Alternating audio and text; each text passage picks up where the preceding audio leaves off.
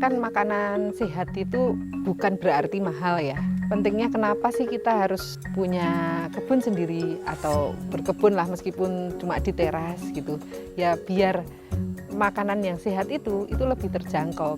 Salah satu strateginya ya kalau pengen dapat yang sehat tapi terjangkau itu ya memang menanam sendiri.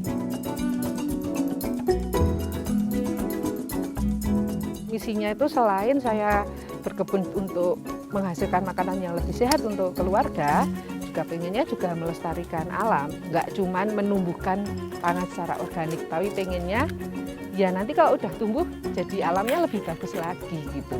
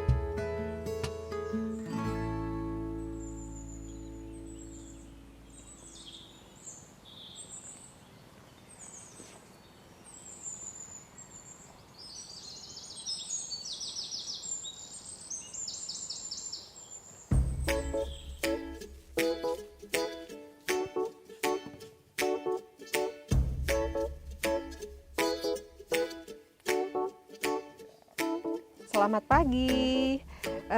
Pagi ini saya mau bikin roti sourdough focaccia. Nah, roti ini tuh butuh topping gitu ya di atasnya, dan toppingnya biasanya tuh saya pakai sayuran ataupun herbs, bunga-bungaan yang ada di rumah.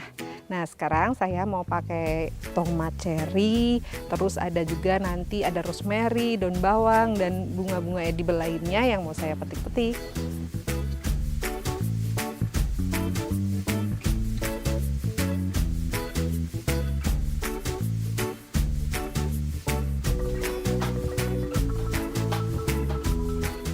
Perkenalkan, saya Esther, tapi ada juga yang panggil Wulan. Ya, panggil Esther Wulan juga boleh. Saya itu ibu rumah tangga yang suka berkebun dan suka masak.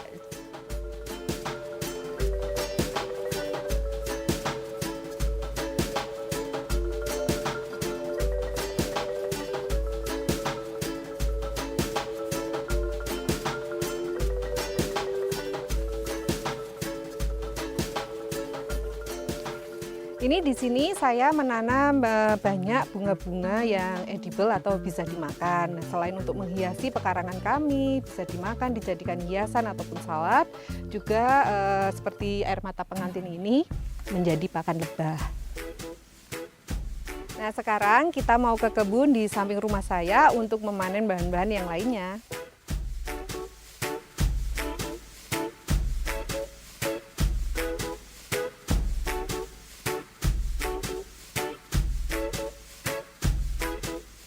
Jadi kalau berkebun sendiri tuh saya suka tuh sejak kecil ya, suka gitu, tapi ya nggak tahu caranya. Jadi itu kan nemu apa namanya bawang merah ditanam, kan nemu apa ditanam kayak gitu.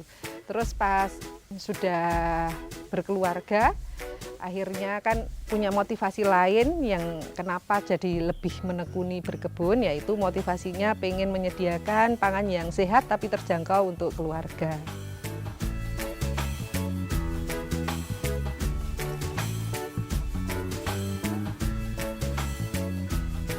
Ini bunga celosia atau kalau nama lokalnya jengger ayam. Kita juga mau petik ini.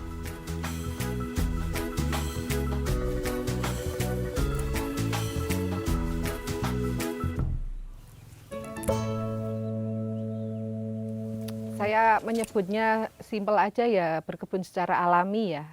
Memang terus di perjalanannya saya berkebun itu selain belajar secara otodidak, terus saya mengikuti beberapa kursus yang ada gitu seperti permaculture dan lain sebagainya untuk memperkaya secara keilmuan, juga menambah referensi gitu. Tapi pada intinya adalah berkebun secara alami. Artinya apa yang disediakan alam itu juga dikembalikan lagi kepada alam. Terus meminimalisir atau bahkan sama sekali tidak memakai pupuk maupun pestisida sintetis, karena emang misinya itu selain saya untuk menghasilkan makanan yang lebih sehat untuk keluarga, juga pengennya juga melestarikan alam. Melestarikan itu artinya kan ya membuat yang lebih hidup lagi, lebih baik lagi gitu. Nggak cuman menumbuhkan pangan secara organik, tapi pengennya ya nanti kalau udah tumbuh jadi alamnya lebih bagus lagi gitu.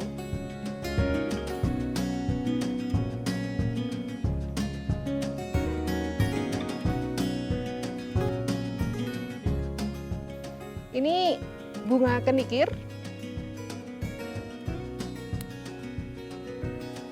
Karena ini bunganya organik, jadi bisa langsung dimakan. Rasanya mirip sekali daunnya, daun kenikir. Jadi ada aroma-aroma seperti mangga muda seperti itu ya.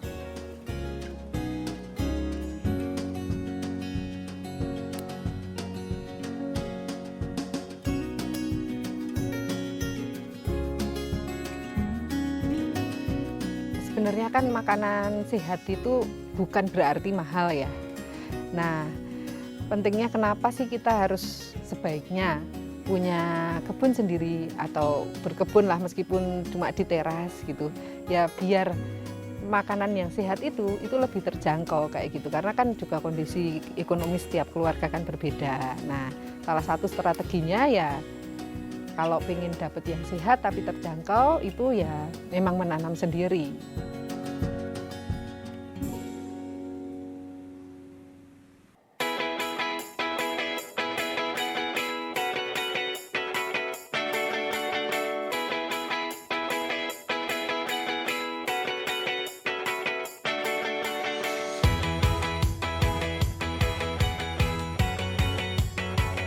Saya suka sekali gitu roti gitu, tapi lebih memilih lebih seringan bikin roti yang lebih sehat, lebih ramah di pencernaan seperti roti sourdough yang raginya pakai ragi liar, dan kebetulan juga saya bikin sendiri raginya gitu, bereksperimen sendirilah kayak gitu.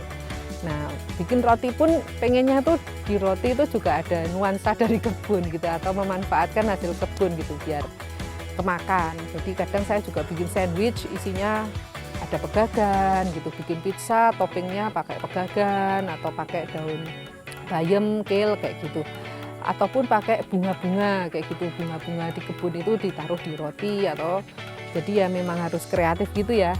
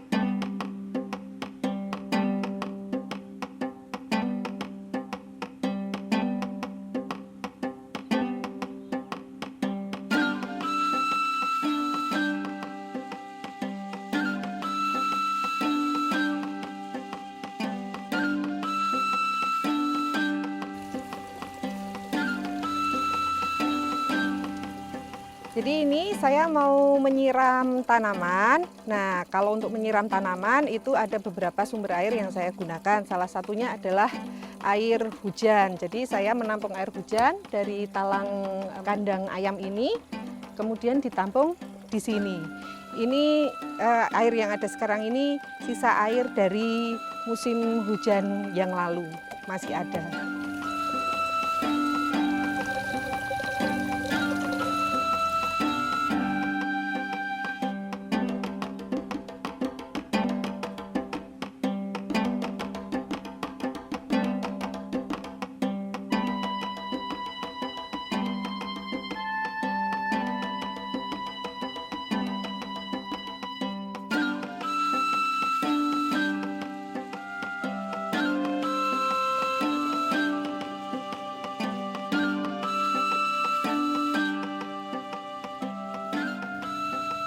Nah, ini adalah rice bed yang bentuknya spiral. Biasanya orang-orang pakainya untuk menanam tanaman herb ya, seperti mint kayak gini. Tapi sebenarnya ini tergantung kesukaan kita juga ya, nggak cuma untuk herb bisa. Sini saya ada sayuran juga yang ini tumbuh sendiri, nggak saya tanam ya. Jadi dari biji-bijian sawi di kebun ini yang kemudian terkena angin menyebar sampai sini. Terus ada tanaman bunga-bungaan juga. Dan di tengah sini, ini saya pakai kendil untuk menampung air. Gunanya adalah untuk melembabkan area di sekitar hub spiral ini, di sekitar kendil ini. Jadi nanti air yang ada di dalam kendil itu dia akan merembes ke dalam tanah yang kemudian akan menyegarkan tanaman-tanaman di sekitarnya.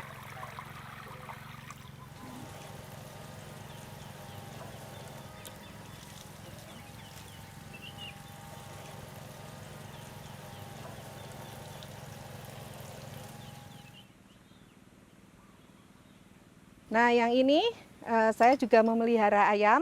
Nah, kalau ayamnya kami nggak mengkonsumsi ayam yang kami pelihara sendiri sih. Tetapi tujuan utamanya untuk pengolahan limbah kebun dan juga limbah dapur untuk menjadi kompos dan menyuburkan tanah di lahan kami. Jadi kan kalau saya kan butuh sekali banyak kompos ataupun pupuk untuk menanam. Soalnya kalau mau bikin kompos banyak hanya mengandalkan tenaga saya kan capek sekali. Kalau ini kan saya ibaratnya ya punya bantuan lah, kebaikan dari ayam-ayam yang mencakar-cakar itu.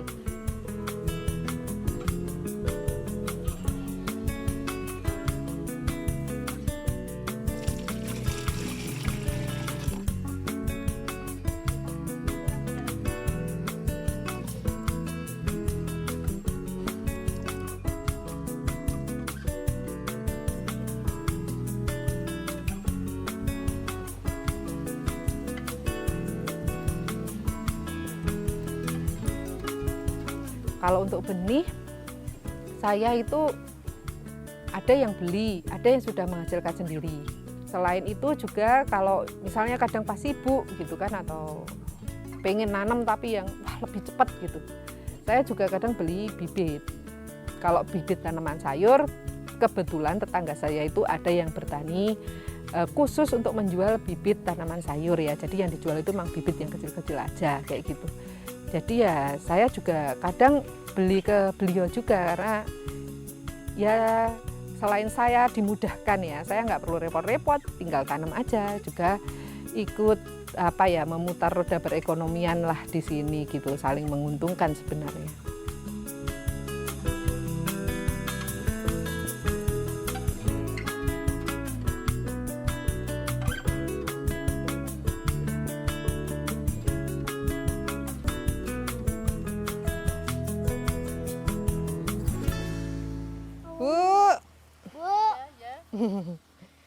Niki napa niki bibit napa? Bibit sawi. Oh, sawi bakso. Sawi bakcone enten mboten? Bakcoe di sana, Mbak. Tasih alit-alit. Nggih. Oh, nggih pun niki mawon. Ini masih kecil. Tumbas niki mawon, Bu. Nggih, berapa?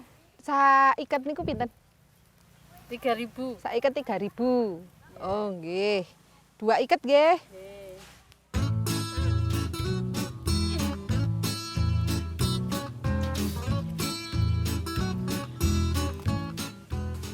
Nggih. Matur suwun nggih Bu nggih. Nggih, Mbak. Nggih, kijang nek enten sing liyane nggih. Iya.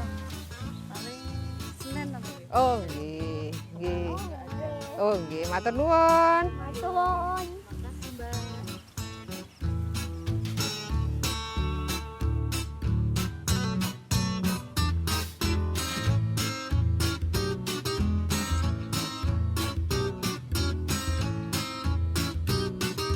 Tentunya ya harus melibatkan keluarga gitu, karena kan rumah itu bukan miliknya ibu aja ya, tapi milik semua anggota keluarga gitu. Artinya juga karena memiliki gitu, maka akan timbul rasa mencintai juga gitu, karena ikut merawat jadi akan merasa sayang kalau misalnya tidak disiram gitu, nanti kering gitu kan, jadi ada rasa sayangnya juga kayak gitu. Jadi saya juga melibatkan. Tapi tentunya ya sesuai porsi masing-masing ya, karena juga kan misalnya anak-anak gitu ya sesuai porsinya, belajar menyiram, ya belajar menanam, kadang juga panen. Suami saya juga ikut gitu di sela-sela kesibukan bekerjanya gitu. Kalau sore menyiram dan menanam yang tanaman, terutama tanaman-tanaman yang dia sukai sih.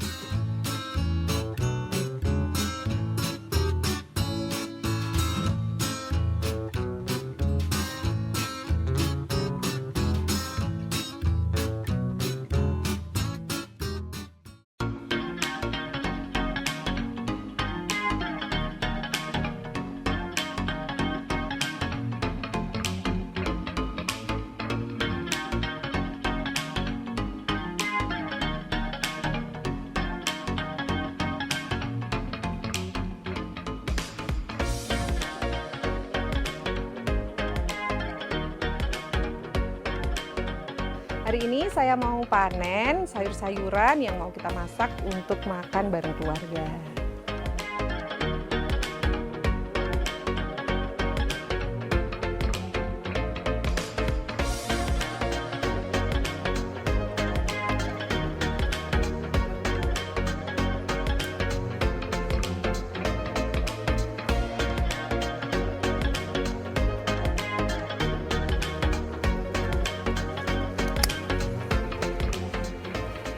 Kita sebagai manusia itu mengambil banyak sekali dari alam ini. Sudah selayaknya harusnya kita juga mengembalikan gitu. Kan sebenarnya kan kalau manusia itu juga apa ya, kecil sekali kan dibandingkan alam ini kan gitu. Tapi eksploitasinya itu sangat besar. Nah, karena alam itu memberikan kebaikan untuk kita, makanan untuk kita, sudah selayaknya kita juga punya kewajiban untuk membantu melestarikannya. Jadi apa yang dihasilkan dari kebun ini memang saya kembalikan juga untuk kebun. Nah kalau ngambil terus gitu kan ibaratnya ini mosok nggak mau membayarnya lah, membayarnya itu kan gampang sekali sebenarnya.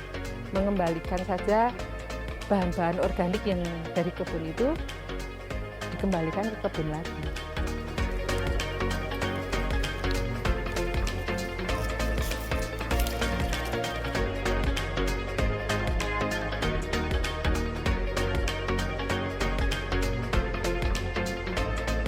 Ini ada kentang udara juga. Kentang udara itu umbi-umbian ya, kalau bahasa lokalnya itu gembolo, jadi dia ya sejenis uwi dan sebagainya itu. Bisa jadi sumber karbohidrat yang alternatif juga. Nanamnya juga mudah banget dan satu pohon bisa berumbi banyak. Dia ditanam di tanah tapi umbinya itu bergelantungan, makanya disebut kentang udara.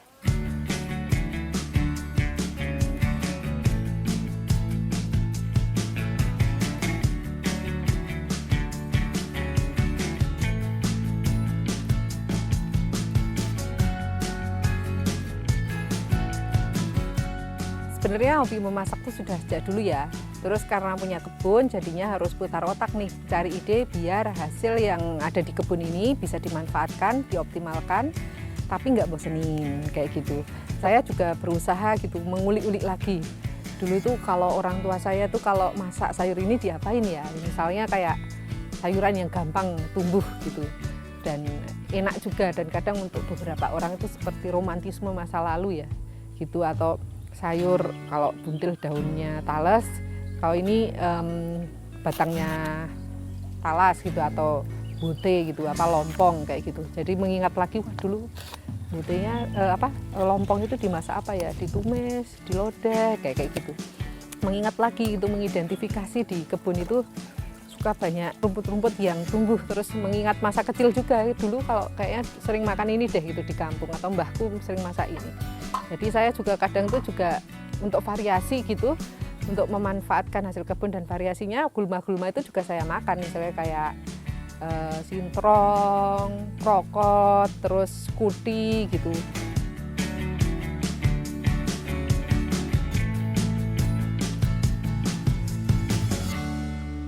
Nah, ini hasil panen saya hari ini, dan ini mau kita olah jadi makanan untuk keluarga kami, dan kalau biasanya berlebih nanti kita bagikan ke tetangga.